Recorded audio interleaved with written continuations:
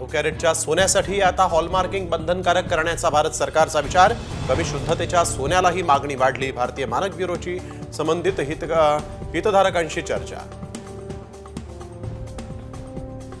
वांद्रे वर्सोवा सागरी सेतूच्या पहिल्या स्पॅनची लवकरच उभारणी।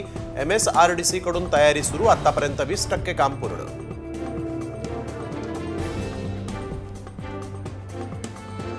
आता मोनो रेल्वेच्या डब्यांवरही झळकणार जाहिराती।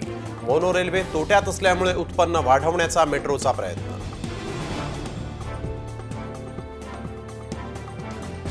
बदलापूर घटनेनंतर जिल्हा परिषदेच्या शाळांवर सरकारचं विशेष लक्ष। गैरवर्तन करणाऱ्या शिक्षक आणि कर्मचाऱ्यांना बडतर्फ करा। राज्य सरकारचं जिल्हा परिषदच्या शाळांना पत्र।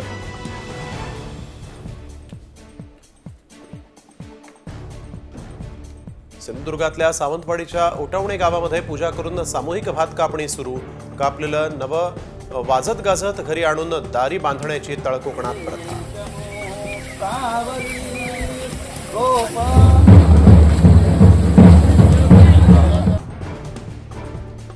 गणेशोत्सवासाठी कोकणात गेलेल्या भाविकांना दिलासा मिळणार। प्रवाशांच्या परतीच्या प्रवासासाठी म्हणून मडगाव पनवेल विशेष रेल्वे गाड्या सोडणार। मध्य आणि कोकण रेल्वेकडून अतिरिक्त 2 विशेष रेल्वे गाड्या चालवणार।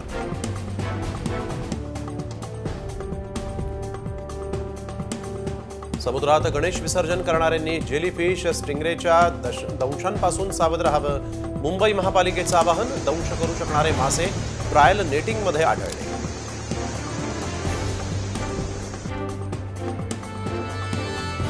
माहेर वाशिणीच्या स्वागताला महिलांची लगबग। घरोघरी गौरीची तयारी तर लोणावळ्याच्या बाजारपेठांमध्ये गौरींचे सुरेख मुखवटे तर सजावटीचं साहित्य, दागिने, हार फुलांच्या खरेदीसाठीही झुंबड।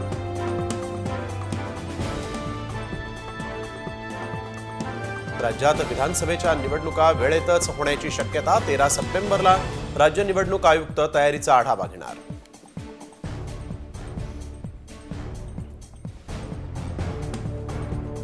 विधानसभेसाठीच्या उमेदवारांची पहिली यादी 3 ऑक्टोबर नंतर प्रसिद्ध होणार। सूत्रांची माहिती। भाजपचे 50 उमेदवारांना निवडणुकीच्या कामाला लागण्याचे आदेश।